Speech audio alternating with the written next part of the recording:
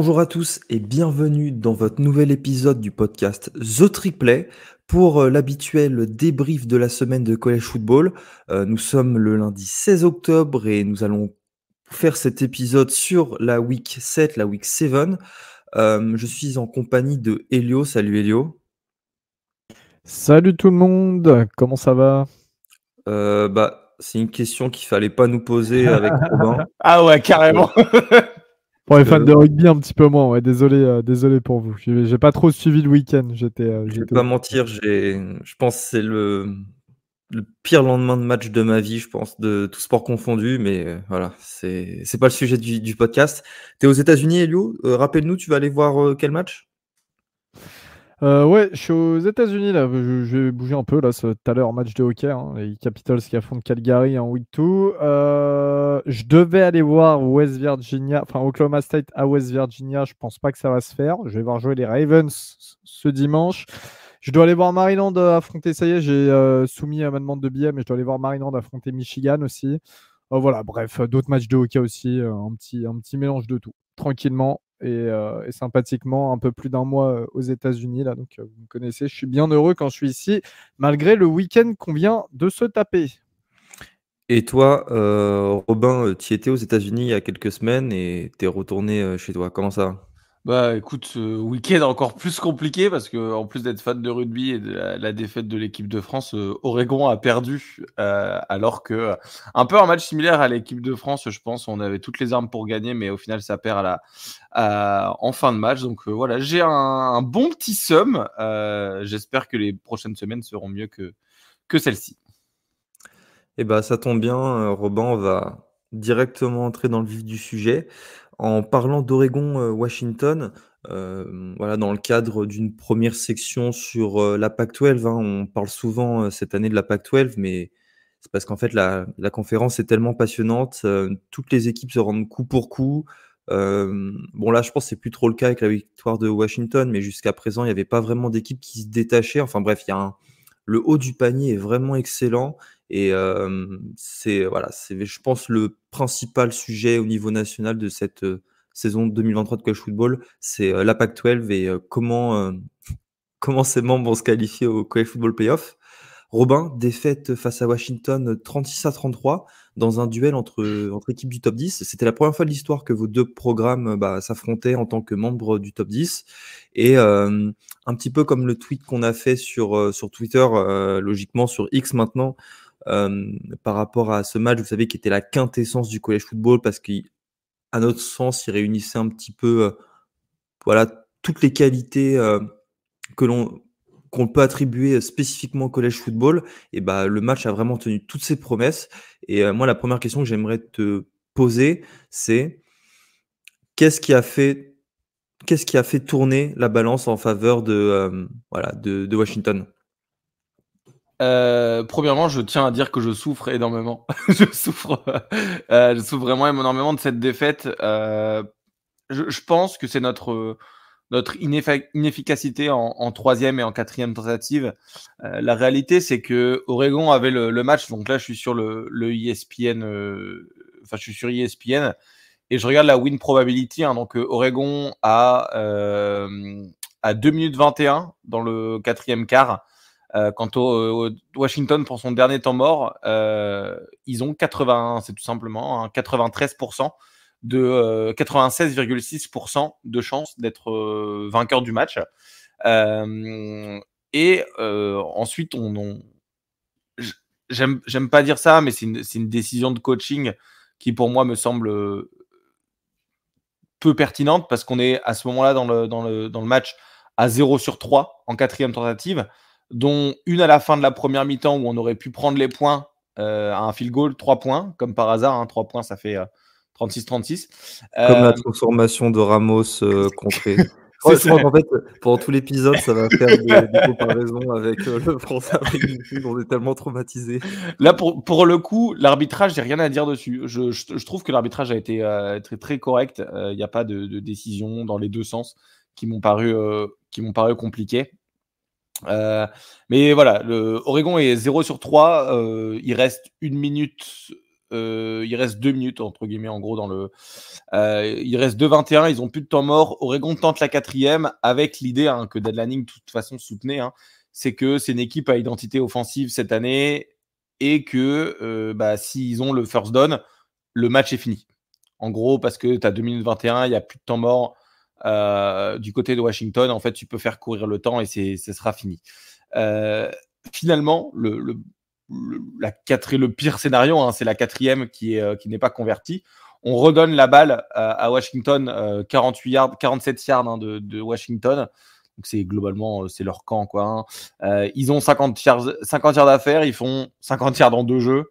Ils font un gros jeu d'une 30aine de yards et ensuite un autre directement pour le touchdown. C'est une décision qui va être très controversée parce que l'année dernière, en fait, c'est le même scénario. Oregon mène, on tente une 4e pour gagner le match, on la rate, on se fait revenir au score et on se prend, on prend la défaite. En fait, ce que tu me dis, c'est que on n'a pas appris nos erreurs. C'est ce que Dan Lanning n'a pas été assez conservateur, c'est ça?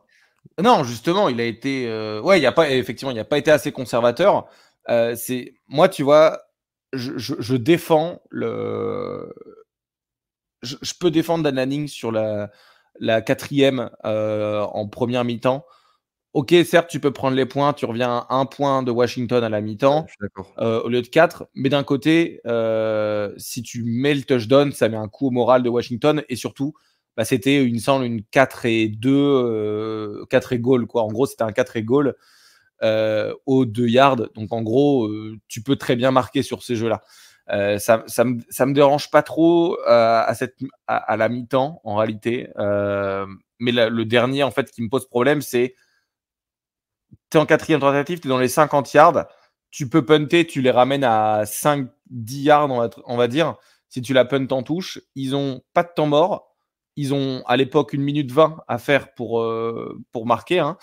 Et ça suffit à une équipe comme Washington. Ça suffit à une équipe comme Washington de faire 1 minute 20 sans pour autant. sans temps mort. Mais d'un côté, la défense d'Oregon, le troisième quart, le 4e quart-temps, il était vraiment, il était dominateur, notamment à l'image d'un stop en 4e tentative sur la goal line. Il y a 4 jeux en goal line de Washington et Oregon stop 4 fois Washington. À ce moment-là, je pense que c'est match gagné, puisque c'est turnover on downs. Et Oregon récupère la balle avec 3-4 minutes restantes et en fait, on mange que 2 minutes, ce qui est dommage. C'est quoi, Robin? C'est exactement ce qui s'est passé lors de Notre-Dame Ohio State. Là, j'ai un flash. Je crois qu'on a vécu exactement la même fin de match. On pensait qu'on avait assez de temps, qu'on aurait pu faire tourner encore plus le chrono. Et non, on leur rend une balle à quelques secondes, à 1 minute, un peu plus d'1 minute de la fin, et ça leur suffit à remporter la victoire. Ouais, et je suis totalement d'accord pour dire que c'est un match assez similaire, parce que tu penses que tu as match gagné et que tu pouvais encore manger un peu plus de clock. Là, en gros, il y a des gens d'Oregon qui ont été regarder la vidéo encore une fois, et en fait, on snap, notamment dans le dernier quart-temps, là, quand on mène, on snap avec la balle avec 10-15 secondes restantes sur le chrono du play clock. C'est-à-dire qu'en fait, tu peux encore faire tourner 8-9 secondes le chrono en première tentative. Donc, en gros, ils ont calculé que ça fait 40 secondes qu'on peut enlever à Washington si on snap à 1 seconde de la fin du play clock. Moi, j'ai envie de dire 40 secondes à 1 minute 20, même si on avait punté à 1 minute 20, en réalité, du coup, tu leur aurais rendu leur balle avec 20 secondes à jouer. Enfin, 40 secondes à jouer. Et là, c'est plus la même affaire, tu vois. Donc, je pense que beaucoup de déceptions après coup, en fait, de dire tiens, et si. La réalité, c'est que le match, il est perdu. Le match, il est perdu face à Washington, et tu l'as dit, c'était la quintessence du college football. C'est pas fini la saison. Non, pas du tout. Et je pense que c'est d'ailleurs pour ça que t'es déçu, c'est parce que tu te dis putain, j'aurais pu battre l'une des meilleures équipes du pays. Et au-delà de ça, c'est ça. C'est Oregon avait les armes pour battre, puisque de toute façon, 96% de match-up predictor. C'est juste qu'Oregon a choke. Comme l'année dernière, moi, j'ai un peu de mal avec sa décision en 4e tentative. Mais s'il la réussisse, le match, il est fini, Oregon gagne. Et tout le monde va féliciter Lanning pour avoir fait ce call qui est Ouais. ballsy, tu vois.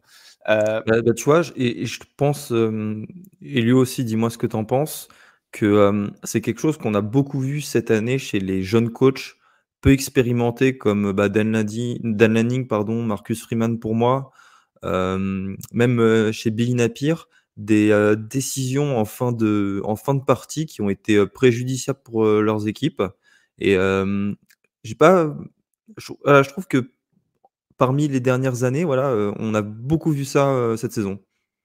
Ouais, je pense que c'est beaucoup c'est un peu la nouvelle vague, c'est tout vouloir tout de suite, comme le fait qu'il y ait beaucoup de coachs qui jouent les four down, tout ça, tu vois.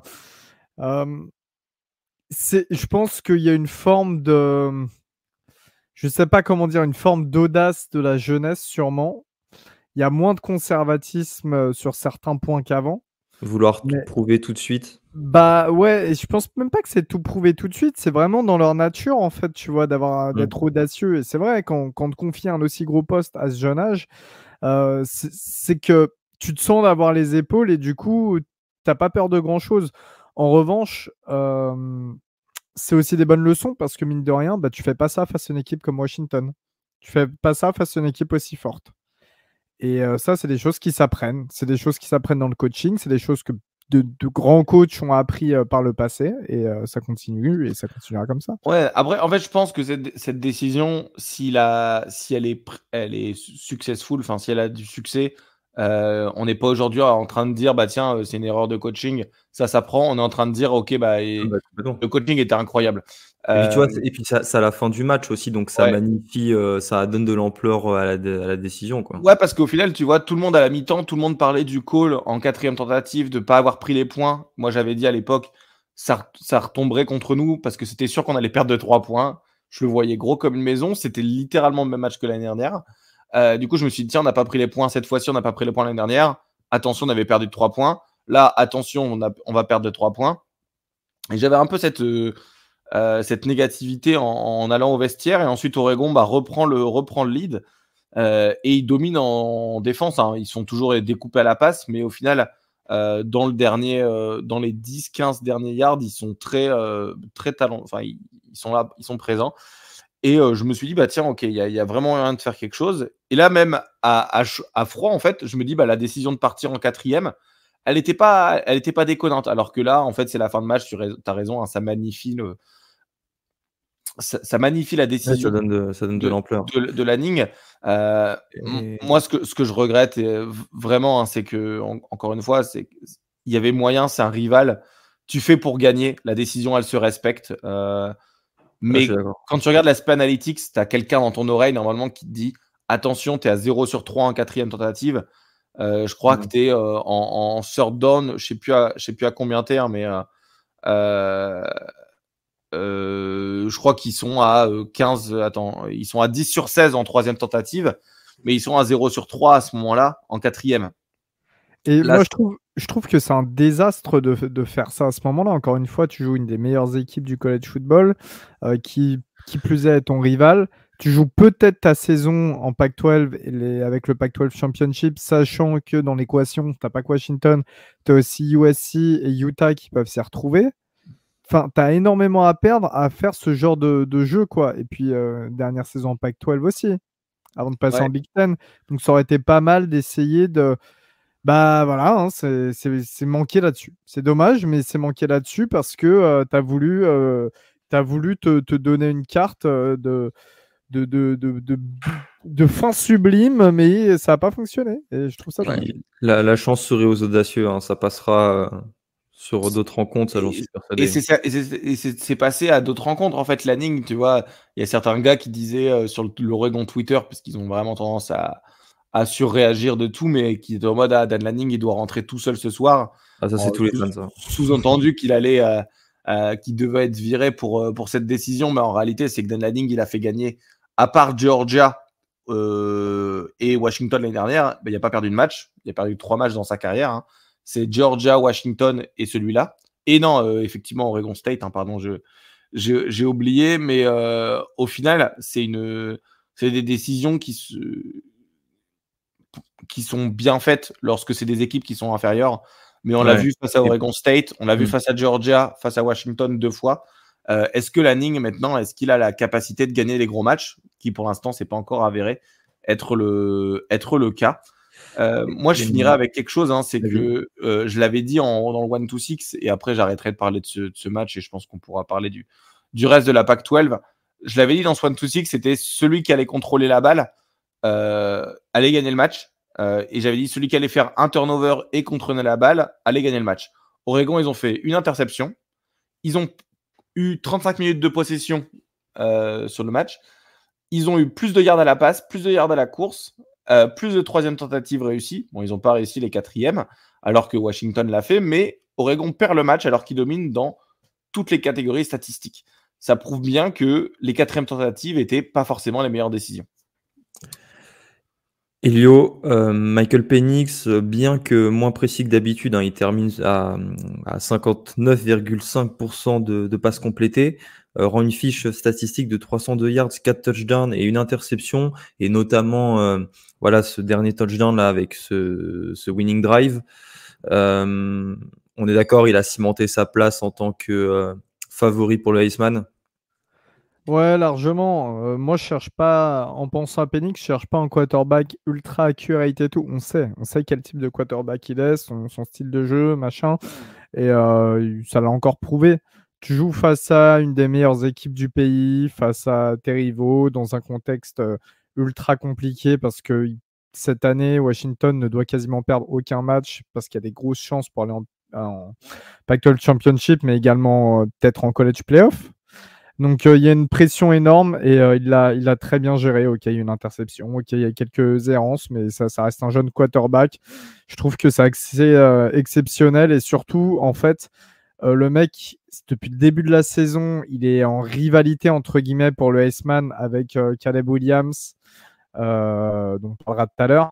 Il y a beaucoup de finalement, il sort ce genre de match. Donc moi, je trouve ça très bien honorifique et c'est vrai que ça va être un statement pour la course au trophée. Là, cette week 7, c'est la première semaine de match où l'un des deux prend un avantage significatif sur l'autre. Et voilà, on reparlera de Caleb Williams après. On reste dans le nord-ouest des États-Unis, sauf que cette fois-ci, on change d'état. On va dans celui de Washington, à la frontière avec l'Idaho, à Pullman, chez Washington State, qui était alors classé 19e à l'IP Poll. Et les Cougars se sont... Quel adjectif utiliser pour décrire cette performance complètement évaporée? Ils se sont fait détruire par Arizona 44-6. Je m'attendais pas du tout parce que Washington State avait fait un super début de saison. Je rappelle que les Cougars ont battu Oregon State et Wisconsin, qui étaient alors deux équipes classées, avant de perdre la semaine dernière face à UCLA. Et ils n'ont pas réussi à se remettre de cette défaite face aux Bruins. Surtout que ils nous avaient habitués avec une bonne défense et une attaque hyper prolifique avec Cameron Ward. Ils ont inscrit les 6 premiers points du match avant de subir un 44-0. Je ne sais pas si ça en dit plus sur la performance de Washington ou d'Arizona. Instinctivement, je dirais que ça en dit beaucoup sur la performance d'Arizona. Je m'explique.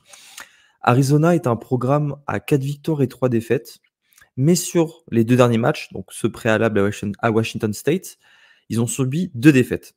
Face à Washington, les Huskies qui viennent de battre Oregon, et USC, ils perdent seulement de 7 points face à Washington, et ils perdent en double prolongation, je crois, ou en 3 prolongations, de 2 points face à USC. Alors, jusque-là, on se dit, tu vois, Arizona, c'est une bonne équipe, et là, ils arrivent à battre Washington State. Donc, je pense qu'en fait, on a affaire à une équipe terriblement sous-cotée qui n'a pas réussi à faire basculer les 2 matchs précédents de son côté. Et Arizona est une très bonne équipe de Pac-12. Le problème, c'est que leur calendrier est très compliqué. Ça ne leur permet pas de se mettre à l'avant de cette conférence. Mais dans les faits, je pense que Arizona peut regarder droit dans les yeux n'importe quelle équipe de la conférence et gagner tous ses matchs. Arizona va aller en bowl, de toute manière. Là, sur les derniers matchs, c'est que des matchs un petit peu compliqués au piège, mais il y en a au moins 2 qui vont remporter. On en parlait. Colorado et Arizona State. Ouais, par exemple.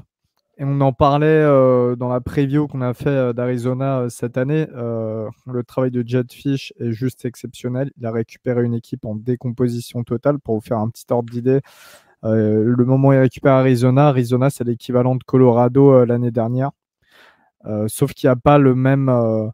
évidemment, il n'y a pas le même type de reconstruction, il n'y a pas la même hype derrière, et pourtant, ça réussit à commit des gros joueurs, ça réussit, sans utiliser la NIL forcément, hein, ça réussit à produire du beau jeu, et d'autant plus là, on se retrouve avec le quarterback remplaçant qui joue, Fifita, depuis qu'il joue, il est freshman, redshirt freshman, et depuis qu'il joue, c'est plutôt bon, c'est solide, ils ont compris que le jeu à la course est un apport considérable avec le quarterback. Voilà, donc défensivement, il y a toujours quelques carences, machin, mais on va pas demander trop non plus à Arizona, mais ce qu'ils font jusqu'à présent, moi, je suis fan. J'ai regardé le match aussi, j'ai regardé le long résumé du match. Ils ont laissé aucune chance à Washington State. On sait que Washington State, avec Cam Ward, ils ont un QB calibre Iceman presque, qui est très mobile, qui a un bon bras. Enfin voilà, il pouvait y avoir 10 000 dangers et ils lui ont laissé aucune chance. Vraiment, il sortait de sa poche. Il y avait un mec qui était déjà rushé sur lui. Il pouvait rien faire. Et non, franchement, je trouve que c'est une belle victoire, mais c'est un statement de la défense d'Arizona qui a été un petit peu en galère sur la plupart de ses matchs en début de saison. De toute façon, c'était le débat cette année de savoir si la défense allait se mettre au niveau de l'attaque, parce que c'est bien beau d'en foutre 45 par match, mais si t'en prends 50, et bah tu perds. Et Arizona a réussi à gommer ces erreurs de l'an dernier, et là ça paye sur ce genre de rencontre. Maintenant, la question qui va se poser, c'est de savoir quand Jayden de Laura sera de retour, s'il faut le remettre titulaire ou s'il faut garder Fifita. Ça me paraît pas du tout évident comme question. Moi, je laisserais Fifita titulaire. Il a été titulaire face aux 3 matchs, ces 3 derniers matchs face à USC, Washington et donc Washington State. On passe à Stanford, Colorado.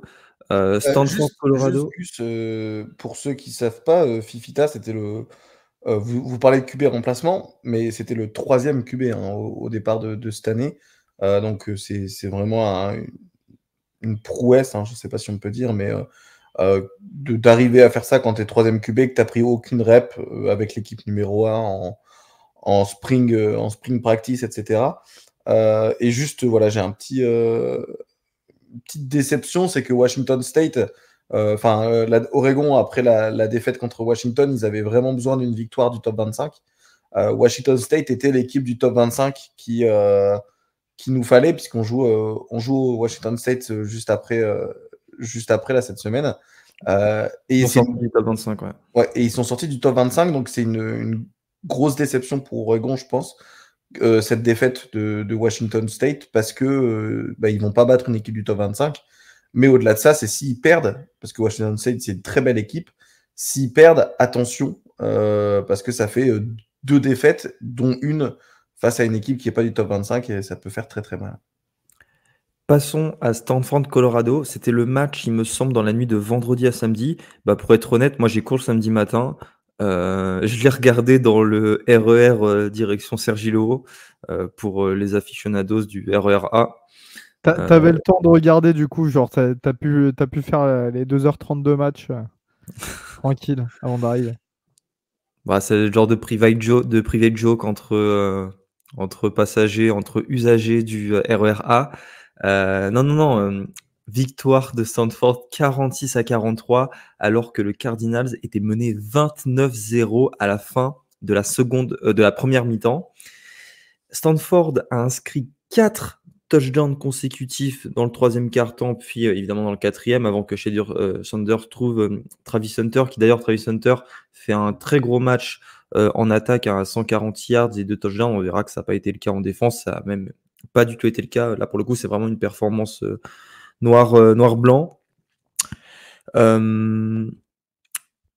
Stanford arrache la prolongation naturellement et sur un magnifique touchdown de Elik Ayumanor sur la tête de Travis Hunter, justement, ça appuie le fait que ça appuie ce que je disais, que Travis Hunter a fait un match dégueulasse. Et Stanford s'impose et obtient sa deuxième victoire de la saison après une série de 4 défaites consécutives face à USC, Sacramento State, on en avait parlé, une équipe de FCS, Arizona et Oregon. Eli Manor, le receveur, c'est un redshirt freshman, je pense la star de ce match. C'est un Canadien aussi au passage. Un Canadien, ouais. 13 réceptions, 294 yards et 3 touchdowns. Et vous savez, c'est quoi le plus impressionnant dans cette stat? C'est qu'il avait aucune réception, aucune stat lors de la première mi-temps. Ça veut dire que, en plus gardé par Travis Hunter durant toute la seconde mi-temps, il a réussi à poser cette fiche de statistiques. Et ça, pour le coup, ça va être difficile de l'enlever du MVP offensif de la semaine. Je ne sais pas quel joueur vous me donnerez. Et voilà, vraiment performance incroyable. Et le dernier joueur qui a mis le dernier receveur qui a mis autant de yards et touchdowns en un match, c'est un certain Jackson Smith-Njigba face à Utah au Rose Bowl d'il y a 2 ans où c'était une performance à 347 verges. Voilà, ça montre un petit peu le bonhomme et la performance de dingue qu'il vient de faire. Maintenant, pour Colorado, les Buffaloes passent à 4 victoires et 3 défaites, mais avec un calendrier qui s'annonce très très compliqué. Déplacement à UCLA, réception d'Oregon State et Arizona, puis encore 2 déplacements à Washington State et Utah. J'ai du mal à voir comment ils vont obtenir 2 victoires parmi les matchs cités pour aller chercher une qualification à un bowl. C'était le match à pas perdre pour eux et ils l'ont perdu. Voilà, je pense qu'ils pourront s'en mordre les doigts pendant longtemps. Moi, je voudrais quand même un petit peu parler de Colorado, évidemment, parce que c'est ce qui fait le sujet depuis le début de l'année. Et c'est un débat très polarisant, parce que mine de rien, on se retrouve avec peu de gens qui sont entre les deux. Il y a beaucoup de gens qui peuvent plus encadrer l'équipe et beaucoup de gens qui supportent l'équipe quoi qu'il se passe. Pour Travis Hunter, on parlait de ça. Guillaume nous avait fait une belle synthèse d'ailleurs par rapport à ça en début de saison, mais le fait qu'il joue en double plateau à un niveau aussi élevé, on voit que finalement ça risque d'être très compliqué. En plus, il revenait de blessure, donc je ne sais pas si c'était la chose la plus intelligente que des coachs, parce qu'il y a un coaching staff, que des coachs pouvaient mettre en œuvre. À côté de ça, il y a aussi cette réaction de l'équipe qui est complètement nonchalante en seconde période parce qu'ils mènent, ils shut down Stanford à la mi-temps. Il y a cette histoire on sait que Shader Sanders, je sais pas, ils vendent des trucs là, des t-shirts, des machins. En pleine mi-temps, il y a eu un tweet ou un truc. Il a retweeté une pub ou un truc comme ça par rapport à sa marque. Alors évidemment, c'est pas lui, ça doit être son assistant ou son machin, mais ça montre quand même qu'il y a une sorte d'indifférence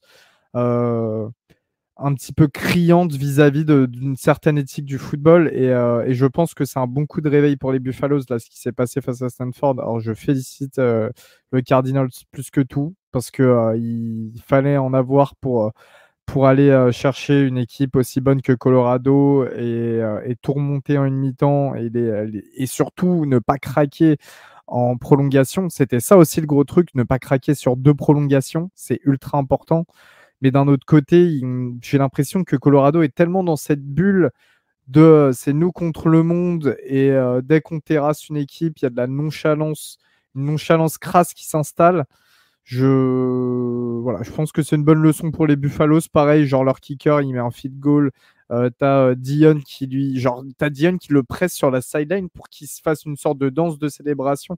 C'est ridicule. Le mec de base, il veut même pas célébrer, il s'en fout. Enfin, c'est pas qu'il s'en fout, mais c'est qu'il n'a pas besoin. C'est un field goal, quoi, tu vois. Genre, je trouve qu'il y a tout un ridiculisme qui s'est installé autour de cette équipe et qui a été mis au grand jour. T'as dit quoi? Un ridiculisme? Oui, un ridicule, excuse-moi. Oui. Je perds mon français, je deviens nul en français. J'étais déjà mais bref, Il y a tout un ridicule qui s'est mis autour de cette équipe, enfin qui se met autour de cette équipe, et je pense que vendredi soir a été un bon coup de pression pour eux et pour leur remettre un petit peu les pieds sur terre. Et j'ai hâte de voir, face justement les équipes que tu as citées sur leur calendrier qui arrivent, j'ai hâte de voir un semblant en tout cas de réaction de Colorado. Ce sera pas mal. Et c'est naturellement le plus gros comeback de l'histoire de Stanford. Je vous propose qu'on saute le UCLA Oregon State. Alors, j'ai évidemment cité le score. Oregon State, qui était classé 15e à l'IP-Poll, a remporté la victoire 36-24 face à UCLA, qui était 18e. JJ Uiagalelei a fait un meilleur match que les précédents. Il avait une petite baisse de régime. Alors, certes, il est toujours un peu moins précis, mais il termine à 266 yards et 2 touchdowns. Pas de turnover, et ça, c'est aussi à noter. Oregon State, en fait, a surtout fait vivre un enfer à Dante Moore, le quarterback true freshman du UCLA, qui a lancé 3 interceptions et qui a été saqué 5 fois. C'est compliqué quand même de reprendre un programme comme UCLA après la saison 2022 en tant que true freshman. Et là, il en fait un petit peu les frais ces dernières semaines, où à chaque match, il lance au moins une interception. Ça fait partie de l'apprentissage, j'ai aucun doute. C'est un 5 étoiles, évidemment très talentueux, qui vient de Détroit d'ailleurs. J'ai aucun doute sur le fait qu'il va réussir ces prochaines années, mais c'était peut-être un petit peu tôt de le foutre, surtout quand tu es allé chercher des bons quarterback transferts comme Colin Schley. Colin Schley, si je dis pas de bêtises, il était à Kent State l'an dernier et il était titulaire. Voilà, il y avait quelque chose à faire avec des mecs plus talentueux. On passe à USC Notre-Dame. Et USC n'est plus dans la conversation pour aller en College Football Playoff. C'est quelque chose que l'on apercevait, on se doutait que USC, malgré les victoires, avait quand même quelques difficultés, et notamment en défense. Maintenant, c'est chose confirmée. Sauf que, à la différence de cette idée, préalable, celle qu'on avait, c'est pas la défense de USC qui a été mauvaise face à Notre-Dame, c'est l'attaque. Alors maintenant, la question, et moi c'est un petit peu mon cheval de bataille ces derniers jours, c'est de savoir, est-ce que c'est l'attaque de USC qui a été mauvaise ou la défense de Notre-Dame qui a été exceptionnelle?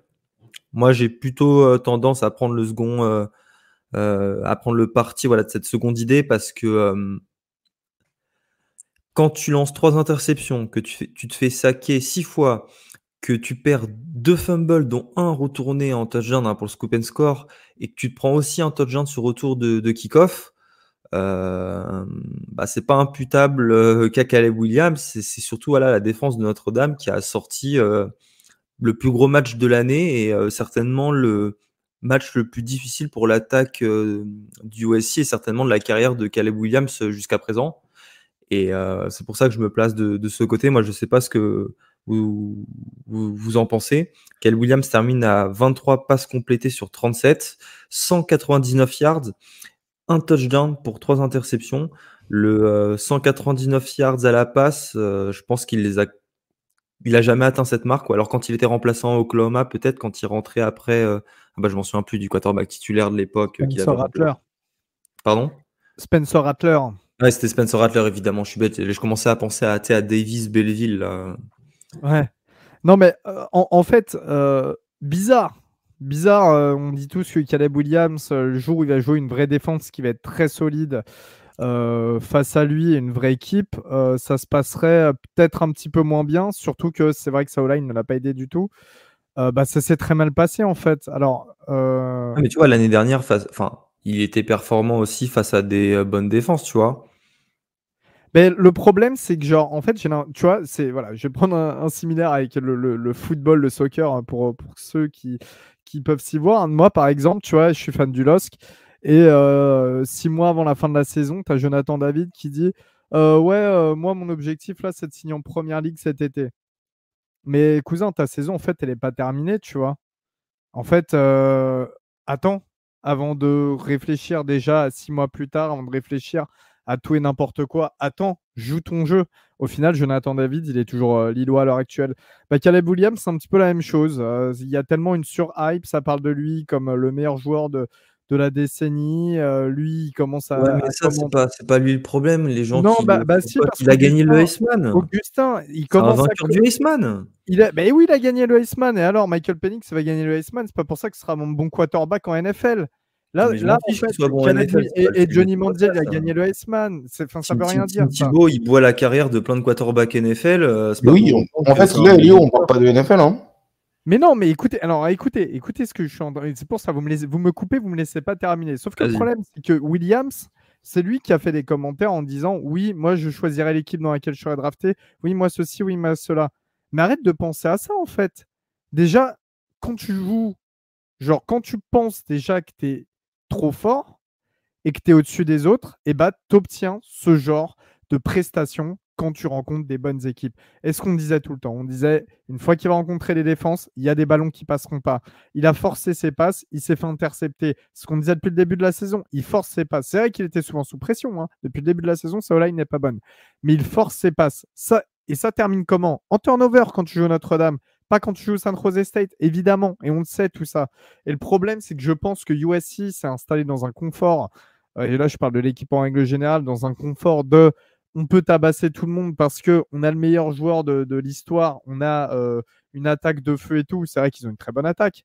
Mais en fait, dès qu'il y a des difficultés, c'est là où il faut le montrer. Et ils ne l'ont pas montré. Et c'était le premier gros match, gros duel pour eux cette saison. Il a été complètement raté. Donc, il va falloir reprendre et refaire une remise en question. La remise en question de la défense, ça fait 1 an et demi qu'elle devrait être faite. Elle n'est toujours pas faite. La remise en question de l'attaque, va peut-être falloir y passer aussi. Voilà, c'est tout ce que j'avais à dire. Ouais, moi après, je vais moins parler de USC, plutôt parler de Notre-Dame. Gus en a déjà parlé, mais je trouve que la défense de Notre-Dame, elle avait un game plan qui était basé sur vraiment mettre la pression au max sur Williams pour qu'il Et le laisser dans la poche. et le laisser dans la poche, justement, hein, qui donnait vraiment cette défense. Elio, tu parlais un peu de la NFL tout à l'heure, mais un peu ce look de défense NFL qui est très différent des défenses de college football auxquelles Williams a pu faire face. On a vu le résultat, hein. 3 picks, donc il y a 3 picks, un fumble, scoop and score. Je pense que la défense, on en parlera dans la MVP, hein, mais Gus, à mon avis, tu mettras votre fameux joueur là. Oui, le safety, Xavier Watts. Xavier Watts, Moi, j'ai effectivement. déjà cité les stats, hein, si tu me permets, avant de te laisser continuer. 6 plaquages, une passe défendue, 2 interceptions, un fumble forcé, un fumble recouvert et un touchdown. Voilà, rien à dire hein, sur c'est littéralement le MVP défensif de la semaine. Je spoil un peu Gus, mais à mon avis, je pense qu'il faut en parler dans cette partie de l'épisode parce que votre défense, elle a été au niveau, clairement. Et j'ai trouvé que c'était une amélioration nette comparé à la défense face à Ohio State et face à Louisville. Et là, je me pose la question, je ne sais pas si on a vraiment le temps pour ce débat, mais est-ce qu'on est d'accord que Notre-Dame aujourd'hui est l'équipe la plus forte qui a 2 défaites? On peut mettre LSU un peu dans le débat, mais Je pense que ça joue entre les deux, ouais. je pense qu'aujourd'hui, Notre-Dame, ils perdent pas contre LSU, ils sont top 10 facilement, hein, parce que... Face à Louisville. Ouais, face à Louisville, pardon. Ils perdent pas face à Louisville, ils sont top 10 clairement, et ils ont des chances pour les playoffs si ça perd devant. Sachant que, tu vois, Oregon, ils ont perdu contre une équipe, contre Washington, qui était 7e à Ah oui, il y l'époque. aurait peut-être eu un arbitrage à faire, effectivement. Je l'aurais peut-être pas fait, mais oui, il y aurait eu un truc Mais à tu dire. vois, en fait, Oregon, ils sont 10e avec une défaite, alors que vous étiez... On était 21e et USC était 10e. Et Notre-Dame, là, dans le nouvel IP Poll, est passé 15 et USC est passé 18. Ouais, c'est ça. Chute de 8 places quand même pour USC. Ouais, mais en fait, en soi, c'était attendu parce qu'ils perdaient des places même en gagnant. Donc, moi, je pense que Notre-Dame, c'est une vraie équipe. J'ai pas le reste du calendrier de. Vous jouez qui d'autre comme grosse équipe du top 25 qui peut. Bon, là, on Florida State? Non, vous jouez pas Florida State cette année. On va faire Pittsburgh, Clemson, Wake Forest et Stanford. Ouais, c'est un peu dommage, surtout que Pittsburgh, cette année, ils sont moins bons, Clemson aussi. Après, tu vois, les matchs face à des équipes classées, c'était ces dernières semaines. Je rappelle qu'on a enchaîné Ohio State, Duke, Louisville et USC, les 4 matchs en prime time à 1h30 du matin, et c'était face à des équipes classées, quoi. Sans bye week. Ouais, effectivement, on faisait pas de bye week cette année. Mais effectivement, ouais, le reste du calendrier de Notre-Dame, il est moins dur que celui de USC. Et on parlait un peu de USC, mais il va falloir vraiment se remettre en question. Parce Je que pense, Utah, California, Washington, Oregon et UCLA. ouais, ça va jouer là, 4 équipes du top 25 dans les 5 prochaines semaines. Attention, ça rigole pas, surtout que Cal, c'est une grosse attaque. Ça risque encore une fois de prendre quelques points.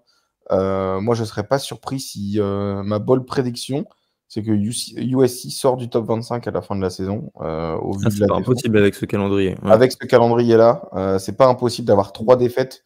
Notamment, tu vois, tu mets Utah, Washington, Oregon. Tu prends une victoire sur ces 3 matchs-là. Bah, tu te retrouves avec 3 défaites et du coup, tu es hors du top 25. C'est dommage pour USC, au-delà du fait de Caleb Williams, c'est quand même un bon joueur, on ne dit pas le contraire. Attends, c'est un excellent joueur, faut pas non plus. Oui, mais c'est ça, on ne dit pas le contraire. Puis, je profite qu'on soit tous les trois là pour quand même, en tant que défenseur du college football face à la NFL, je veux bien qu'on considère qu'il y a des joueurs qui ne soient pas NFL compatibles ou qui ne méritent pas leur statut, enfin, qui méritent d'être appréciés différemment en NFL, mais là on parle de college football, et j'en reviens à ce que je disais tout à l'heure avec Tim Tebow. Tim Tebow, il a peut-être une carrière nulle en NFL, mais il éteint la moitié des quarterbacks qui étaient présents à son époque en NFL au niveau carrière, si on prend aussi en compte la carrière universitaire, et ça tu peux pas l'enlever à Caleb Williams, tu vois. Ah oui, c'est pour ça. C'est pour ça que moi, ça me saoule quand je vois ces mecs-là. Et la draft, elle est dans quoi? 8 mois, un truc comme ça? Déjà en parler. Genre, concentre-toi sur ton football en université déjà. Fais gagner ton équipe face aux grosses équipes et ça sera déjà ultra bien. Et là, tu te construis ta propre legacy. Ça fonctionne pas dans le monde professionnel, c'est pas un problème. Mais construis ta legacy dès l'université. Et comme tu le disais, tu as des Thibaut, tu as des Brady Quinn, tu as des Johnny Manziel qui peuvent s'en targuer et qui ont beaucoup plus marqué le monde du football que des mecs qui étaient bons en NFL, mais pas plus que ça, et qui ont une carrière universitaire correcte. Voilà. Donc, victoire de Notre-Dame 48-20, avec la particularité d'avoir été quand même particulièrement mauvais en attaque. Bon, après aussi, vu qu'on récupérait tous les ballons sur les turnovers dans le camp du USC, ça nous faisait moins de chemin à parcourir. C'est ce qui explique voilà, pourquoi on termine à 251 yards. Et je pense, il faudrait vraiment vérifier, j'ai honte de ne pas avoir pensé à ça avant, mais il n'est pas impossible qu'on ait obtenu plus de yards avec le touchdown en retour de kick-off de 89 yards, avec les interceptions, les fumbles, qu'avec l'attaque. Je pense qu'on dépasse les 250 yards et en vrai, c'est un petit peu flippant pour notre attaque qui a vraiment du mal maintenant depuis 4 semaines. Et je voulais terminer, mais bravo à vous, Augustin, parce que se relever de 2 défaites qui sont quand même très embarrassantes pour vous et taper USC comme ça, chapeau. Voilà. Merci. On va passer en ACC. L'ACC qui est toujours aussi indécise. Cette bataille pour se qualifier à la finale de conférence qui aura lieu à Charlotte. Alors, on est clair, ça joue entre 4 programmes, Florida State, North Carolina, Duke et Louisville. Florida State a battu facilement Syracuse avec une énorme performance de Keon Coleman. Voilà, victoire 41-3. Duke a battu NC State, ce qui leur permet de rester dans la conversation. Et en revanche, tu as Louisville qui a perdu à Pitt et sur le score de 38-21. Alors ça, voilà, ça fait aussi partie des particularités du college football. Tu bats la semaine précédente chez toi Notre-Dame 33-20. Et après, tu te manges un upset de 17 points face à Pitt qui était jusqu'alors à 1 victoire et 4 défaites. Avec 4 défaites consécutives, une attaque qui marque pas plus de 18 points par match en moyenne, et voilà, t'arrives quand même à perdre. Ça, c'est les beautés du college football. Le match sur lequel... c'est le syndrome pur du. Vraiment, dès qu'ils sont dans le top 25, ils tremblent et quand ils sont hors du top 25, c'est un ogre à jouer pour les upsets. Et là, Louisville, je pense qu'ils ont un peu ce syndrome cette année en fait, Louisville, c'est une belle équipe, mais c'est une équipe qui gagne pas. Enfin, c'est pas une équipe qui a la capacité de gagner tous ses matchs. De gagner tous ces matchs, ouais. Ouais, ils sont pas assez bons pour gagner tous leurs matchs, donc ça va être c'est une super équipe à avoir joué. N'en déplaise à, enfin, faut pas dire le contraire, mais c'est pas une équipe sur laquelle tu peux compter Pour toutes les gagner tous les semaines et matchs. te Après, de dire, toute façon, on va ok, dire c'est d'une manière générale, quand tu gagnes tous tes matchs en college football, c'est que tu fais partie des meilleures équipes du pays. ouais, clairement. Et il n'y avait pas Jawar Jordan, le running back, qui porte littéralement le programme sur son équipe, son attaque sur ses épaules, plus que Jake Plummer. Et Robin, merci d'avoir parlé de Purdue. Purdue s'est fait exploser par Ohio State. Et est-ce que vous avez vu le kicker? Il a raté 3 field goals. Et à la mi-temps, vous savez, il y a les jeux là, comme au basket. Ils ont fait venir sur le terrain un étudiant qui lui a passé 3 field goals et qui a gagné une voiture. Dont un de 40 yards, alors que le kicker, il a manqué Avant 40 yards, ouais. un de 39 yards. Ouais. Il en a manqué un de 39 yards, donc ça, c'est incroyable. Et ça, c'est les joies du college football, tu vois.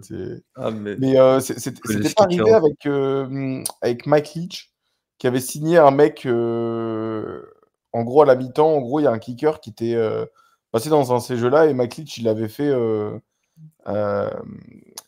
walk-on au programme, et c'était devenu le kicker de l'équipe. Oh, c'est pas impossible. Et je pense que ça arrive plus souvent qu'on ne le croit, ça. Ouais, mais Surtout que dans chaque roster, tu as au maximum combien? Un kicker ou 2 kickers sous bourse? Donc, non, toujours si t'en as un sous bourse max, et encore la moitié du voilà, temps, tu vois. Donc, en c'est fait, tu as des la place PWO, et préfèrent du pour mettre des walk-on. walk-on. Et le dernier match en ACC, c'est Elio, tu vas nous en parler. La victoire de North Carolina, alors classé 12e à l'IP Poll, face au 25e national Miami. Victoire 41-31.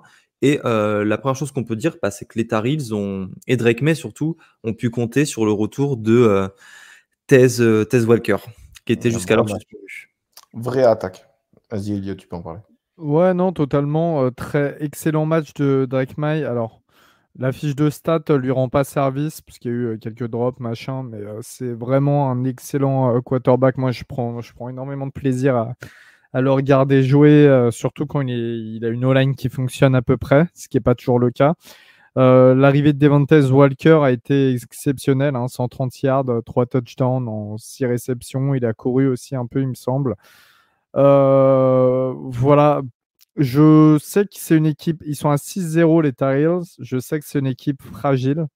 Ça reste fragile, notamment en défense. Il n'y avait pas de cornerback, excusez-moi. C'était vraiment linebacker qui faisait énormément de boulot. On savait, on avait fait la preview North Carolina, on avait dit que ça serait les linebackers, mais c'est vrai que les DBs, c'est quand même très très compliqué. Et donc il y a un moment où cette équipe, elle va flancher. En revanche, très belle victoire offensive. Ça faisait longtemps que j'ai pas eu un plaisir, tu vois, à me dire North Carolina, offensivement, ça marche au niveau des play calls, du coaching et tout. Ça fonctionne quand même pas mal cette fois. En face, Miami, Miami, ça fait du Miami en fait, tout simplement. Oh, t'es dur, je trouve. Ils avaient fait plutôt un bon début de Non, saison, non? en fait, la problématique, c'est que là, par exemple, ils mènent le match à la mi-temps, de 3 points évidemment. Mais c'est comme la semaine dernière face à Georgia Tech, ça lâche. Ils arrivent, Ouais. retour de mi-temps, ils mettent aucun touchdown. Au 4e quart-temps, ils mettent 2 touchdowns, mais en mode vraiment garbage time, quoi, tu vois ce que je veux te dire. Après s'être pris 21 points au 3e quart-temps. Non, c'est pas sexy. Non, je trouve ça encore dommage quand tu as une aussi grosse équipe, parce que c'est une grosse équipe, parce qu'il y a des joueurs avec un très bon potentiel. J'ai la table qui s'est déplacée. Il y a des joueurs avec un très bon potentiel qui sont présents.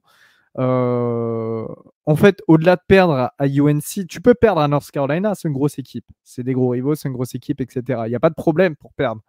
Mais perdre de cette manière en donnant le bâton pour se faire battre, encore une fois, je retrouve ça pour le coup, ça fait 2 semaines d'affilée qu'ils donnent vraiment le bâton pour se faire battre. Comme Georgia Tech, Robin t'en avait parlé avec Kevin dans l'épisode précédent, avec la décision de courir alors qu'il aurait fallu spike même la balle, non? C'était ça, Robin? Bah non, c'est pas un spike. Si tu Non, non, mais faisais un, il aurait dû, Ils auraient dû faire ça exactement. tu faisais non, un mais ils auraient dû, beatdown. oui, mais ils auraient dû faire ça, justement. En fait, il aurait pas dû courir Oui, mais en fait, oui, mais t'as parlé de spike. Et spike, c'est quand tu mets la balle par terre. Tu lances la Oui, balle directement par terre. pour manger du temps. Non, pour arrêter le temps, le spike. Ah oui, non, ah non, attends, je suis con, oui, C'est un je QB confonds. lead. C'est un knee down. Oui, je Oui, suis con. avec le Nil. Avec le Ouais. Nil. C'est Oui, évidemment, un oui, knee j'ai down, ouais. confondu. Hmm. Oui, mais oui, effectivement, l'idée, elle est là. C'est que contre Georgia Tech, ils n'avaient pas mangé le temps. Et du coup, Et du coup, fumble, quoi. fumble, et alors que tu faisais un knee down, il restait 1 seconde, quoi. C'était Ouais. fini le match. Mais c'est marrant, et peut-être que Robin, tu m'appuieras, mais c'est vrai que bah, là, tu vois, ce week-end, bref, j'étais à un événement, aux États-Unis, et j'ai un de mes potes, justement, on a regardé le match Oregon-Washington ensemble, parce c'est un gros fan d'Oregon, et il me Donc, tu disait, portes la poisse. et oui, bah, moi j'étais pour Washington de toute manière, donc c'était un petit peu la guéguerre, mais il me disait, Mario Cristobal, excellent recruteur, ça on peut pas lui retirer, mais c'est vrai que des fois dans le coaching play sur des calls et tout, moi j'ai vu là hein, avec Miami des errances, tu te poses des questions quand même. C'est Là, je suis je d'accord sais avec toi. pas, moi je trouve ça dommage. C'était Miami pouvait être the next big thing. Je prends avec un accent bien français, mais pouvait être la prochaine grosse chose, comme on dit dans le monde anglo-saxon. Et finalement, pour l'instant, c'est voilà, ils commencent bien leur saison, ils battent Texas A&M à un moment donné, et puis au final, voilà, ça refait du Miami, ça perd face à Georgia Tech, qui Ouais. tout le respect, hein, parce que c'est une bonne équipe à leur niveau, Georgia Tech, il faut pas les méprendre. Mais voilà, il y a cette défaite. Et puis là, pareil, ça se fait écraser en deuxième période par North Carolina, même s'il y avait de la place, je le disais, hein, il n'y avait pas de DB du côté du UNC. Voilà. Je suis quand même très déçu encore une nouvelle fois des Hurricanes. North Carolina est à 6-0 à mi-saison. Il leur reste Virginia, Georgia Tech, Campbell et un dernier stretch assez compliqué, Duke, et 2 déplacements à Clemson et NC State.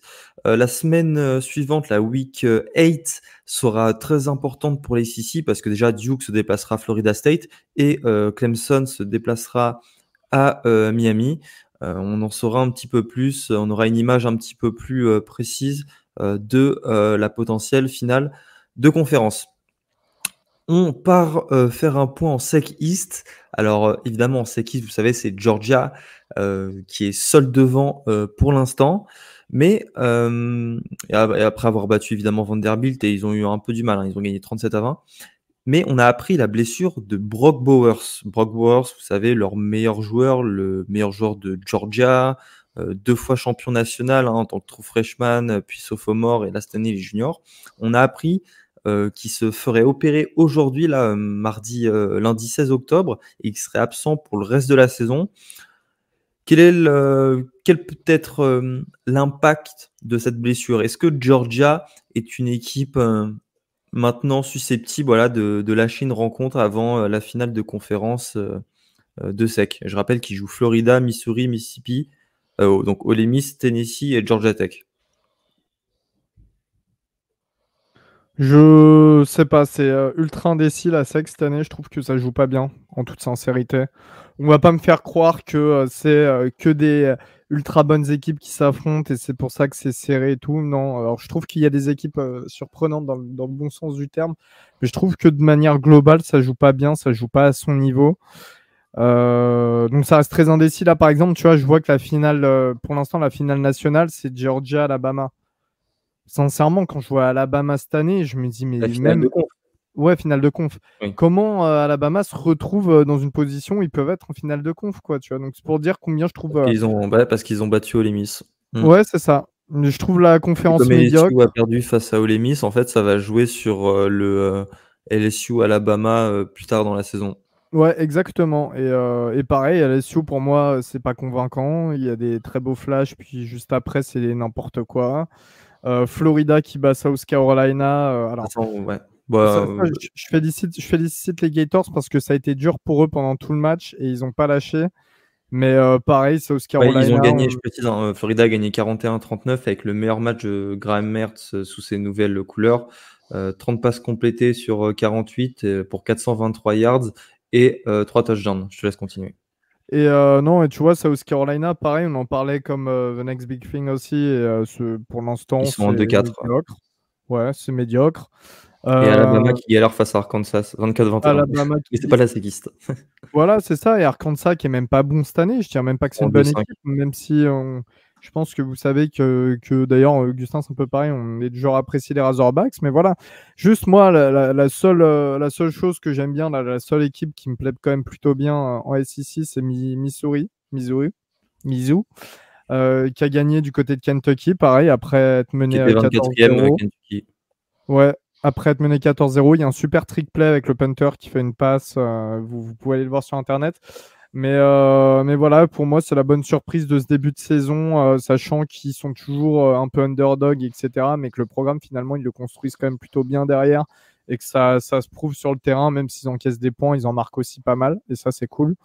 Voilà, pour le Voilà. coup, Missouri, en petite parenthèse recrutement, ils ont William Naweri, je crois que c'est le 3e ou le 2e meilleur joueur du pays, hein. Il est originaire de l'État, c'est le meilleur defensive line. Et il y a aussi Ryan Wingo qui doit être le 2e meilleur receveur derrière Jeremiah Smith, qui vient de recevoir une Crystal Ball de Steve Wilfong. Et ça serait exceptionnel d'avoir 2 5 étoiles du top 5 ou du top 10 dans la classe 2024 des Tigers. Mais Elio, Et t'as pas répondu à ma question.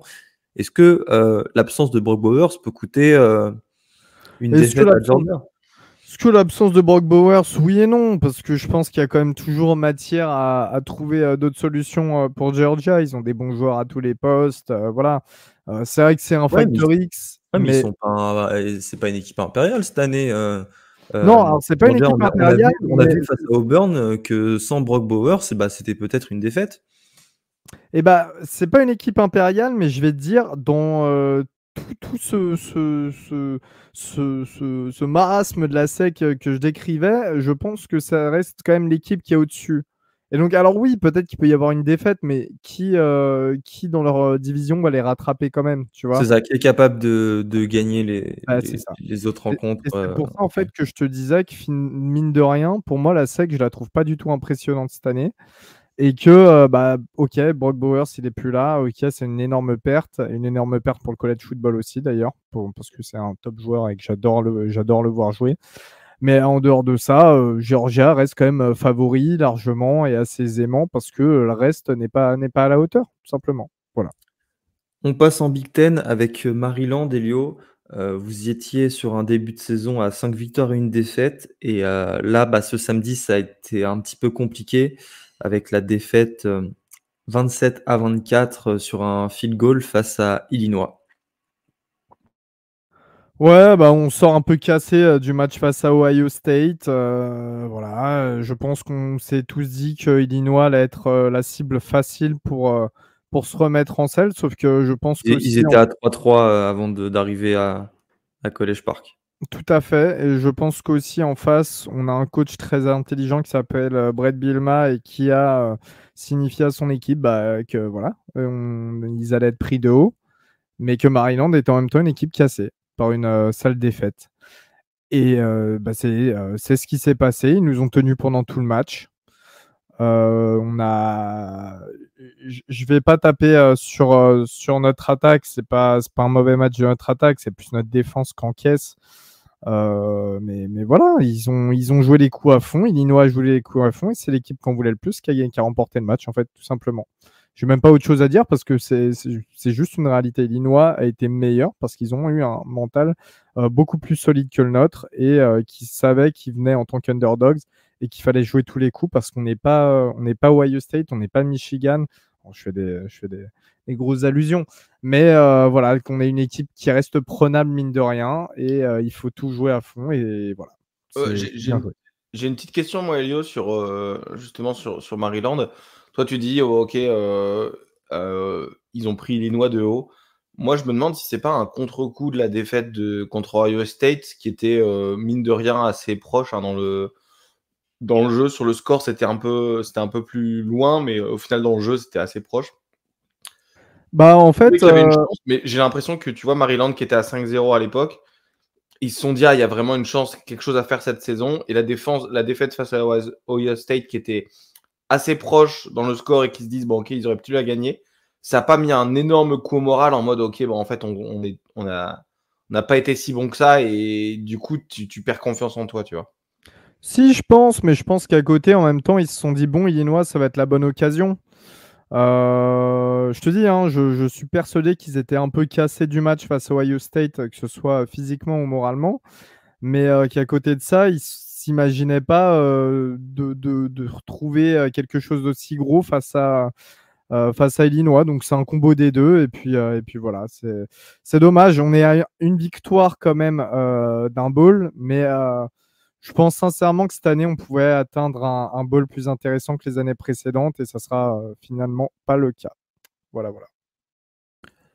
En Big 12, il y a une belle histoire, c'est Oklahoma State. Alors les Cowboys ont effectué un début de saison en eau de boudin, pour prendre les expressions de Baptiste, hein. Alors malgré les 2 premières victoires face à Central Arkansas, Arizona State, qui n'étaient pas du tout convaincantes, ça a souffert d'une énorme défaite, un énorme upset à domicile face à South Alabama, puis un revers à Iowa State à Ames.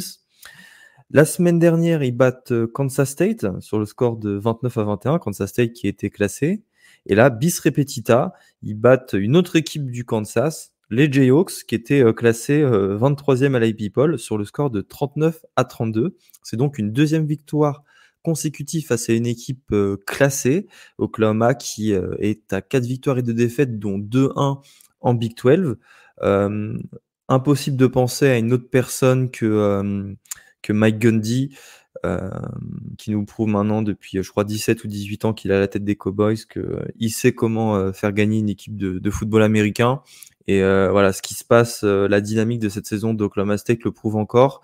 Et moi qui voyais des tweets il y a 2 semaines, comme quoi il fallait virer Gundy, bah, ça me fait bien rigoler maintenant. Je pense que si Oklahoma State marche mieux, c'est parce que Gundy a arrêté de vouloir faire jouer 2-3 quarterbacks dans le même match, ce qui était récurrent, voilà, sur les 4 premières rencontres. Là, il a installé Alan Bowman, hein, qui est l'ancien quarterback de Texas Tech et de Michigan, et il a découvert dans son équipe un super joueur qu'il va falloir, va falloir s'y habituer, hein. Ollie Gordon, the second.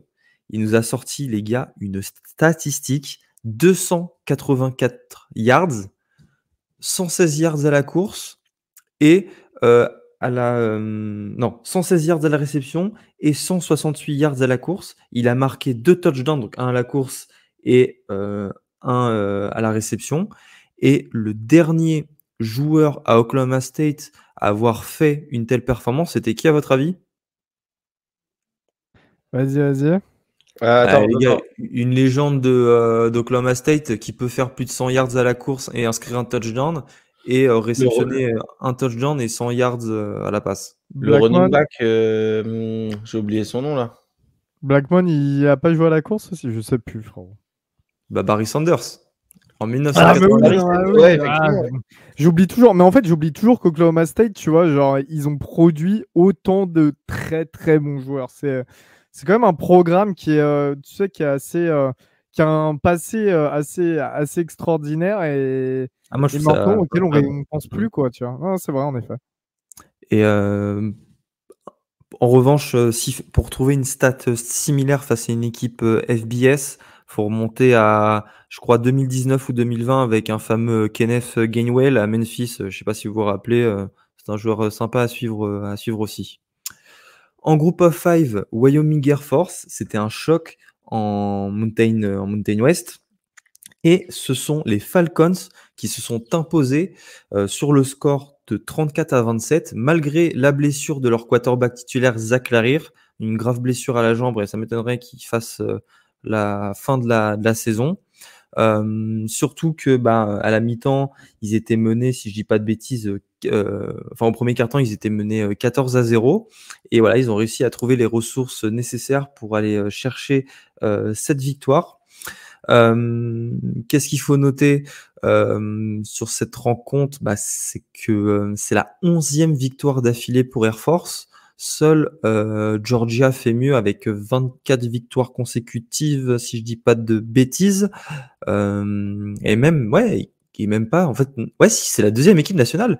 Avant, c'était Fresno State, on en avait parlé dans un épisode, mais c'est Wyoming qui a battu Fresno State la semaine dernière. Donc voilà, tu bats 2 semaines, enfin, tu bats Wyoming, qui était une des meilleures équipes de ce début de saison. Ça leur permet de rentrer dans le top 25. Alors, faudrait vérifier, je crois qu'ils sont 22e. Si quelqu'un peut aller regarder, les Oui, gars, juste, s'il vous ils sont plaît. 22e. Je l'ai littéralement devant les yeux parce que justement, j'allais en parler de leur montée dans le top 25. Et tu me permets justement de te poser une question. Je pense qu'on peut faire un petit débat. Est-ce que Air Force est le nouveau favori pour se qualifier à un bowl du Nouvel An? Je rappelle qu'il y a une place réservée pour une équipe du groupe of five à un bowl du Nouvel An. Je pense que ça en fait le favori avec Tulane. Ouais. L'avantage je pense que Tulane aurait, c'est que Tulane, ils ont déjà été en bowl l'année dernière. Et donc, ils savent que c'est une valeur sûre, hein, notamment grâce à la victoire contre C'est un bon USC. argument, ça. Je pense que comment ça s'appelle, les promoteurs de bowl veulent des match-up avec des équipes qui sont prouvées. Notamment, c'est pour ça, hein, que Cincinnati, ils avaient un peu galéré et qu'ils avaient dû vraiment montrer qu'ils avaient sous la pédale pendant 2 ans. Là, j'ai bien envie de dire Tulane reste le favori parce qu'ils sont 23e actuellement. S'ils continuent à gagner des matchs, Tulane et Air Force sera quand même sans défaite, hein, il me semble, c'est ça. Ouais, ils sont à 6-0 et 4-0 Mountain West. Alors que Tulane aura une défaite contre Ole Miss. Bon, ça arrive à beaucoup de gens, hein, de perdre contre Ole Miss. Mais voilà, je me dis que Tulane est encore dedans. Mais sinon, voilà, Air Force, effectivement, hein, si c'est pas Tulane, c'est Air Force. Mais moi, je me dis justement, c'est un argument qui pousse pour Air Force, c'est que la Mountain West est excellente cette année, tu vois. Tu bats San Diego State, tu bats Wyoming, Utah State. Bon, après, là, le reste du calendrier sera un petit peu plus facile, hein. La semaine prochaine, ils se déplacent à Annapolis pour affronter Navy. Il y aura Colorado State, Army, Hawaii, UNLV, Boise State. Si la Mountain West continue de montrer... Attends. Oui, mais si la Mountain Ils West jouent continue Navy de la montrer semaine que c'est prochaine. peut-être la meilleure conf du groupe of five en 2023, je pense qu'ils vont vraiment hésiter entre les deux équipes. Mais c'est vrai que l'argument là du fait que Tulane est une valeur sûre et que ça rassurerait certainement plus ceux qui organisent les bowls, c'est une bonne remarque. Et je pense que faire jouer un match qui quand même a besoin d'avoir une grosse audience, de faire jouer une équipe qui joue de la triple option, je ne sais pas si c'est une très bonne idée non plus. Mais bref, Après, on verra comment ça se passe. tu as également le fait que Air Force, c'est les forces armées américaines et on sait comment l'armée, enfin le peuple est attaché aux armées, donc ça ferait quand même du clic et une belle histoire, tu vois. Donc en fait, t'as les deux, en gros, t'as la sécurité d'un côté et t'as la belle histoire de l'autre. Qui est-ce que tu choisis pour en tant que promoteur? Ça, on verra également à la fin de la saison, hein. Et je trouve que Wyoming, justement, c'est une très belle équipe, hein, parce que Wyoming, ils ont notamment battu Texas Tech, qui est une équipe très très compliquée à battre, hein, cette année. Oregon d'ailleurs, ils ont vraiment galéré. Wyoming, ils avaient fait l'upset. Mais pourtant, Texas Tech perd ses matchs. C'est ça le plus. Ouais. Face au gros, ils sont ça, bons. Au final, je suis d'accord avec toi. Tu vois, c'est une équipe qui est quand même compliquée à jouer. Wyoming l'avait battu. Donc battre Wyoming, c'est quand même un très bel exploit, quoi. Et comme tu dis, hein, la Mountain West, elle est super forte cette année. Pour moi, tu as raison, hein, l'équipe numéro 1 de Mountain West, normalement, doit aller à ce bowl du Nouvel An. Ça serait que mérité. Ouais. Et Elio, tu nous disais avant qu'on t'interrompe? Non, tu m'as éclairé. C'est vrai que c'est une bonne... Ouais, c'est vrai que c'est une bonne équipe Air Force cette année et qui joue à littéralement une demi-heure d'où je suis la semaine prochaine. Donc à voir le prix des billets, ouais, ça serait intéressant peut-être d'y aller. Après, moi non, par contre, je suis un petit peu plus sur la retenue vis-à-vis du calendrier d'Air Force. Colorado State, ça a quand même prouvé que c'était assez solide, mine de rien. Ah ouais, toi, ça serait une belle victoire, Colorado State. Ça serait une très belle victoire, surtout là-bas en plus. Après, voilà, tu as quand même Army, Navy, Boise State sur le chemin. Je donne là pour l'instant, je pense que c'est un petit peu trop tôt. Alors, j'aime bien m'exciter, mais là, je pense quand même que ça reste un petit peu trop tôt pour autant d'excitation vis-à-vis d'un bowl du Nouvel An. Ou sinon, ça peut être James Madison, Eh ben non, c'est pas possible. Les Dukes ne sont Et pas ouais. encore éligibles à un bowl de fin de saison alors qu'ils sont à 6-0. Ils ont battu cette semaine Georgia Southern 41-13. La semaine précédente, enfin il y a 2 semaines parce qu'ils ont une bye week en week 6, ils avaient battu aussi South Alabama 31-23. Ils avaient aussi battu Troy, donc 3 grosses équipes. Et James Madison, du fait des règles NCAA, ne peut pas se retrouver en bowl. Alors, la question que tout le monde se pose un petit peu, c'est de savoir pourquoi cette règle existe. Je pense qu'on débattra à un autre moment dans un autre épisode du bien fondé de cette règle. C'est qu'en fait, c'est une règle de transition entre la FCS et la FBS pour, en gros, ne pas encourager les équipes qui veulent faire le grand saut à le faire justement parce que passer en FBS, ça implique de faire des investissements énormes, notamment pour le stade, notamment pour les bourses. Il faut investir dans les autres sports. Enfin, c'est une augmentation de masse salariale qui est gigantesque déjà pour les gens qui s'occupent du programme et puis après pour les étudiants athlètes. Et quand je dis masse salariale, ce sont toutes les bourses accumulées en football, donc il en faut 85 plus dans les autres sports. C'est pour ça que voilà, la NCAA impose une sorte de période de 2 ans où tu peux pas te qualifier. Voilà, c'est pour ne pas les inciter à faire une connerie. Et voilà, on parlera à un autre moment du bien fondé de cette règle. Je sais qu'avec Robin, on n'est pas d'accord. C'est ce que j'allais dire, on en parlera plus tard, mais c'est une règle un peu... On est parti pour 2 heures d'épisode. C'est ça, on en parlera dans un prochain live, justement, peut-être soit un 1-2-6, soit un live de milieu. Ou même un épisode. C'est quoi, on fait un épisode? Ouais, vas-y, je suis chaud. Vas-y, on fait ça. Tu parlais de Colorado State, Elio, et moi je propose qu'on termine cet épisode avec Boise State, Colorado State et West Virginia, Houston. Vous allez me demander quel a été le point commun entre ces 2 rencontres. Et c'est que ces 2 matchs se sont terminés sur un Hail Mary. On va commencer avec Boise State, Colorado State. Ça a été la remontada la plus folle, je pense, de cette saison pour l'instant. Colorado State était mené de 21 points à domicile à 4 minutes et 1 seconde de la fin du match. Et là, ils ont réussi à remporter cette rencontre avec ce Hail Mary et surtout la conversion, le PAT d'un kicker anglais de 31 ans pour ajouter quelque chose de loufoque à une situation qui l'est déjà. Donc ça, voilà, c'est une super chose. Surtout que Colorado State, en plus, fait une saison pas mal, les gars, quand même. Hein. Ils ont failli battre dans un match hyper intéressant Colorado. Alors certes, ils sont que en 3-3, mais c'est parce qu'ils ont joué Washington State, c'est parce qu'ils ont joué Colorado. Et quand je vois leur calendrier restant, j'ai envie de croire à des belles performances encore. UNLV, Air Force, Wyoming, San Diego State, Nevada, Hawaii. Tu as 3 matchs compliqués parmi les 6 que je viens de citer. Mais voilà, Colorado State pourrait aller chercher une qualification à un bowl après la saison 2022 très très compliquée. En tout cas, Jay Norvell en est capable. Je suis d'accord, c'est une très belle équipe à avoir joué en tout cas. Et c'est vrai que je pense que le match contre Colorado a un peu permis de mettre la lumière sur ce programme et toute l'histoire du coup qu'il y a eu autour. Mais au final, c'est déjà un super programme et surtout une belle histoire également pour le college football. On aime bien ces équipes, nous, en tant que fans de college football, c'est toujours plaisant à voir. La meilleure équipe nommée les Rams, je tiens à le dire. Et si vous vous intéressez à la NFL, il y a Tory Horton, le receveur, qui a sorti une perf à 130 yards et lui, il enchaîne les performances. Là, oui, lui, c'est vraiment le receveur à suivre. Face à Utah State, face à Utah Tech, c'était du FCS, mais ça reste des bonnes équipes de football américain. 227 yards et 3 touchdowns. Face à Colorado, 133 yards et un touchdown. Lui aussi, c'est un très joli joueur. En tout cas, c'est moins la joie à Boise State. Ça fait depuis 1998 que Boise State n'a pas fait une aussi mauvaise saison. Les Broncos sont à 3 victoires et 4 défaites. Ça fait beaucoup, surtout pour un programme qui nous a habitués à être la meilleure équipe du groupe of 5 là, pendant 15 ans. Il y a des choses à dire sur Boise State. On aura aussi l'occasion d'en reparler à un autre moment. Le second Hail Mary du week-end, c'était West Virginia face à Houston.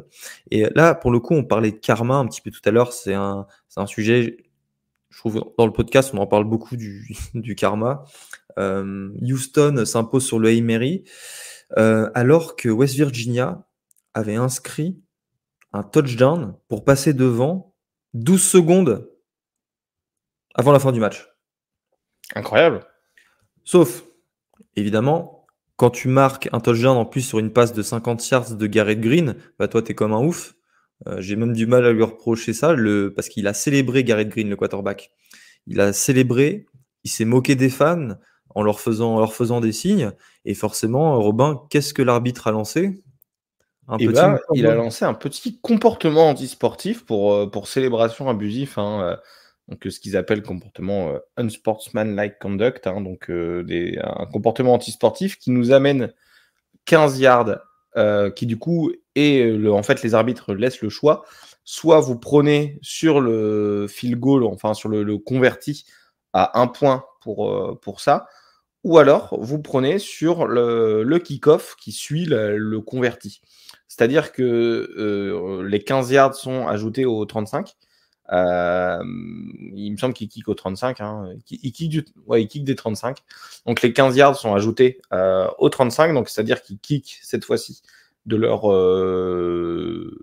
20 yards.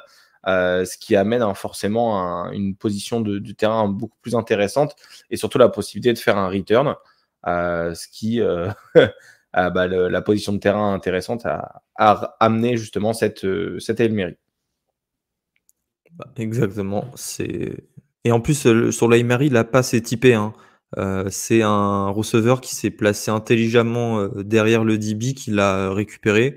Là aussi, c'est le genre de comportement j'allais dire à bannir, mais non. Le genre de comportement à louer. On termine l'épisode avec les MVP, les gars. Je vous propose que vous me donniez chacun votre MVP offensif de la semaine. Allez, easy pour moi. Tez Walker, quel match pour son premier match en Power 5 et avec sa nouvelle équipe. Il a eu le temps de s'entraîner aux entraînements, mais il faut toujours... c'est un entraînement et un match, on sait, c'est pas pareil. Tu te retrouves face à Miami dans une grosse rencontre. Tout le monde t'attend au tournant parce qu'il y a eu toute cette histoire d'éligibilité, etc. Il y a beaucoup de choses derrière, il y a beaucoup de pression et le mec, il te met 3 touchdowns, il te fait un super match, il court même, il fait même de la course, etc. Il aide très bien son quarterback. Félicitations, Tez Walker, t'es mon MVP de la semaine. Et ben, j'espère qu'il sera très content et je me doute que outre-Atlantique, ils attendaient le MVP de Helio. Ça, c'est une belle récompense en tout cas à avoir de leur côté. Toujours. Écoute, moi je vais mettre Oli Gordon, hein, on en a parlé dans l'épisode, comment ne pas le nommer. Gus l'a dit, hein, 29 portées, 168 yards, dont un TD à la course et 6 réceptions, 116 yards, un touchdown à la passe. Clairement l'arme offensive de Utah sur ce match. Et on peut clairement le dire, hein, c'est une performance qui est très rarement vue de faire ça. Donc félicitations à lui et bravo pour son MVP. Je suis sûr également qu'il est très content de recevoir ce titre de la France, la Nouvelle-France. Moi, c'est Oli Gordon, Robin. Tu mets même pas ton MVP défensif ? Moi, j'ai mis en offensif, là. Je pense oui, pardon. Vas-y.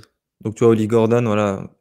On en a parlé tous les deux. 284 yards depuis la ligne de scrimmage, 168 à la course, 116 à la réception, 2 touchdowns. En plus, victoire upset face à Kansas qui sort d'ailleurs de l'AP Poll.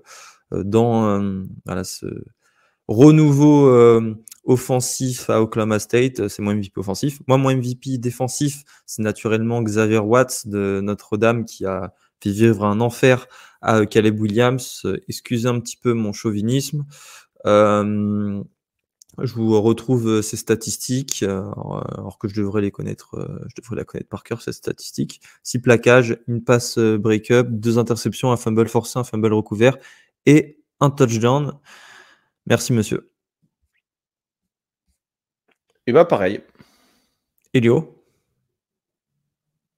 En MVP défensif cette semaine. J'en ai un autre, si vous voulez. Ouais, vas-y. Landon Jackson, tu te rappelles? Oui, d'Arkansas. Ancien LSU. Ouais. Il fait 3,5 sacs face à Alabama. Moi, je vais saluer. Alors, MVP, peut-être pas si on compte un peu tout le college football, mais je vais quand même saluer encore une fois une très grosse performance d'Harold Perkins qui a su répondre présent face à Auburn. Voilà, ça reste, c'est le genre de joueur qui est toujours présent dans tous les matchs où qu'on la signe. Et encore une fois, c'est une très grosse prestation de Perkins. Donc voilà. Et je finirai, c'est pas forcément, c'est vrai que j'ai pas été très original en mettant le même gars que toi, Augustin. Donc je vais mettre la défense et la préparation de Arizona contre ce match face à Washington State. Toute la défense au complet parce qu'elle mérite vraiment. Washington State, c'est pas facile comme équipe. Beaucoup d'équipes vont se casser les dents. Moi, j'ai le trouillomètre au niveau marron pour la semaine prochaine face à Washington State avec Oregon. Donc, ils ont fait un super travail. Donc, bravo à eux et à la préparation du coordinateur défensif. Ah bah d'ailleurs, tweet de Break Murphy à l'instant sur ce que tu viens de dire. Arizona a encaissé seulement un TD à la passe contre Washington de Cameron Ward et l'USC Caleb Williams et le Washington de Michael Penix. Seulement un touchdown à la passe face à ces 3 quarterbacks. Tu as eu raison de les mettre. C'est mal à la performance aussi. Ouais. Ah bah dis donc. T'es sûr que c'est pas toi, Brett McMurphy? Je t'ai jamais vu avec la moustache. Mon burner. C'est mon burner. Bon allez, salut à tous. Merci de nous avoir suivis. On se donne rendez-vous samedi prochain pour le 1-2-6 de la Week 8 de College Football. Merci Elio, merci Robin d'avoir été là. Salut à tous. Salut tout le monde.